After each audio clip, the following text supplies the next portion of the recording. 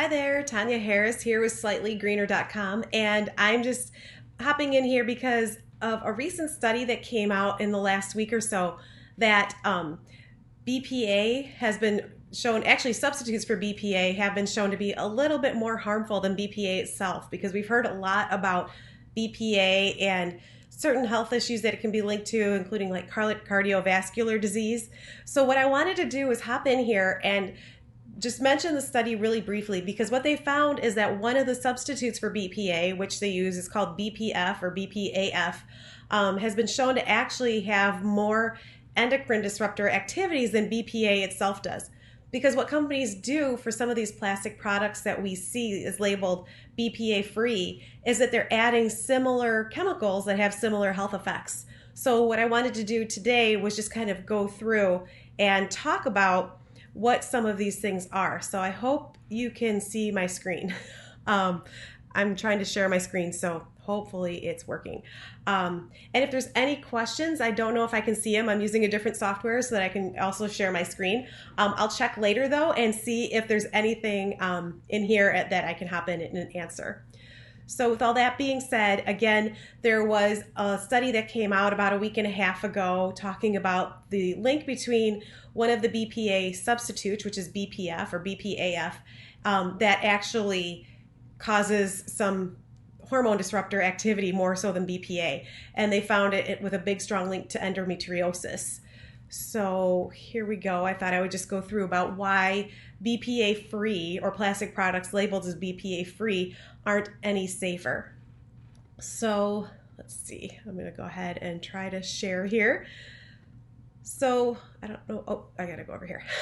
There we go. So one of the BPA is found in a lot of things. Sorry, I couldn't collect my thoughts there. Canned foods, because it's actually used in the epoxy lining to separate things that are acidic, especially like the tomatoes, from the metal lining of the can. And it's also found in like plastic sippy cups, plastic reusable water bottles, plastic food storage, baby bottles, so many different things. So that's a lot of places where BPA can be found. And here's just, a few of, I don't know why. Okay. Okay, sorry, totally popping that up. I'm gonna shut my emails off. Okay, so here are some of the health effects that we know come from BPA from different studies is breast cancer, hormone disruption, reproductive disorders, heart disease, obesity, and then other things like insulin resistance and metabolic syndrome. So these are things that have been linked to BPA in studies. And another surprising source of BPA is receipts, because and the Environmental Working Group has found that some receipts contain BPA levels up to 1,000 times greater than the BPA levels detected in metal can linings. So be sure, if you can at all possible, get receipts emailed to you. Plus, it saves the environment. Or just say no to the receipt if you don't need it. And they also found, especially, that if you have hand lotion on or if you have just eaten like greasy food, your body absorbs even more of this BPA. So definitely something to be aware of.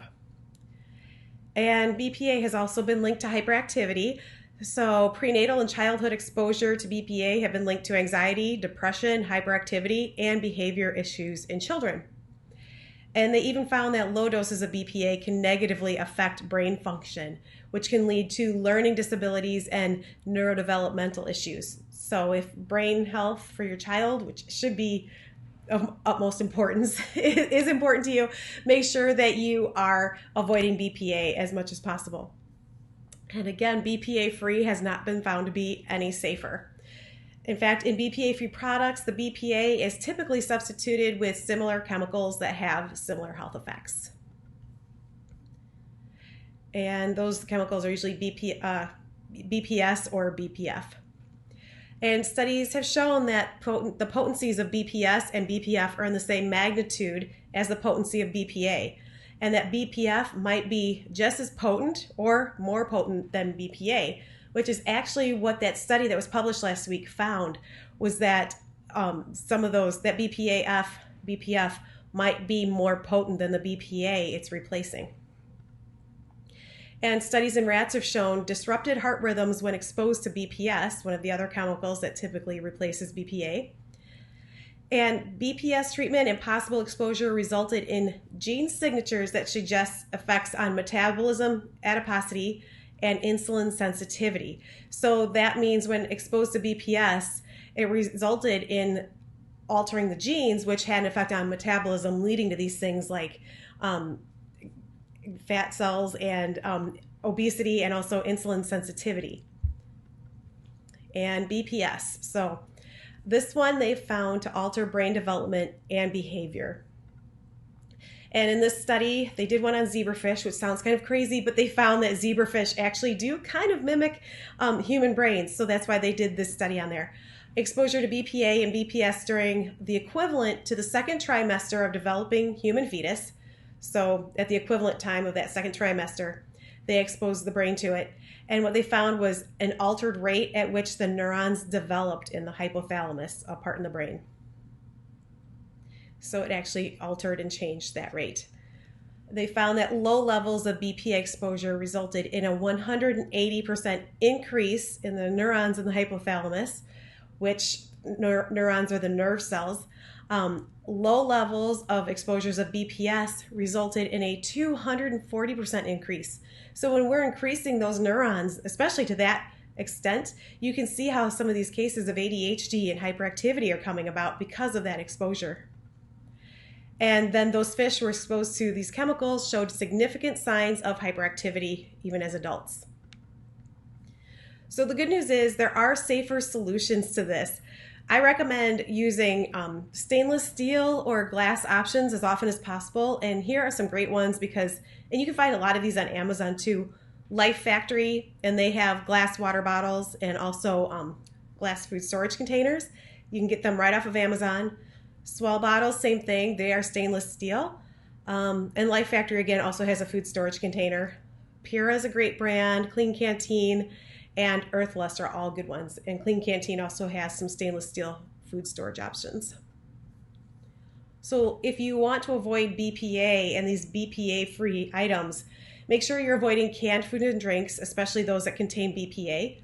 And a great resource is the Environmental Working Group. It's ewg.org, and they have a great site on BPA and BPA-free foods. So just Google that, BPA-free, once you get to their site.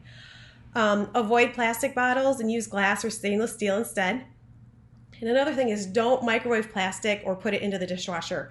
We definitely don't want to heat plastic if you're still using some plastic items, because those chemicals that we're trying to avoid can actually leach into the product, especially once it's heated. So if you do use a plastic, look for these recycling codes, and you'll find them on the bottom of a product. So just flip them over and look for an arrow with a number in the middle, and you'll see 1, 2, 4, and 5. Those are the ones that you want to use if you have to use the plastic, but avoid recycling codes 3 and 7. Those are the more harmful types. And again, just avoid those receipts. Either just say no or get them emailed to you. And here's the link actually to EWG. So you can go to ewg.org/research/BPA-canned-food. And they have a great list of ones that have BPA and ones that have been found to not have BPA.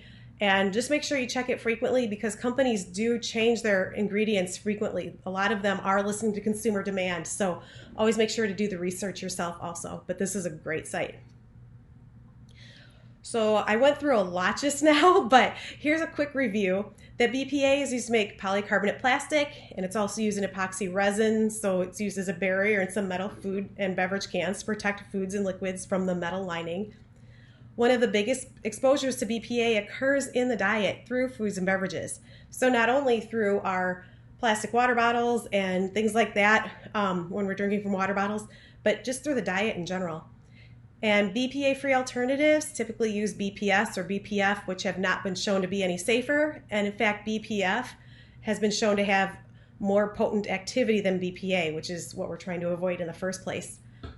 And BPA is an endocrine disruptor, which means it disrupts hormones, and also an obesogen, meaning that it is thought to lead to, it's meant to alter metabolism and lead to weight gain. And BPS and BPF are thought to do the same. So definitely things that we want to avoid if at all possible. So again, here's that list for how to avoid all of them. If you wanted to write these down, you can pause it here, write them down, or I do believe I have a cheat sheet somewhere on my website that you can grab at www.slightlygreener.com. And if you watch this video and you have any questions, because I can't see with this software right now, I don't know how to check if there are any comments. So if you're watching, thank you so much for watching live. And if not, watch the replay and let me know if you have any questions, and I'll be happy to answer them. So hope you have a great night, and I will talk to you soon. Bye.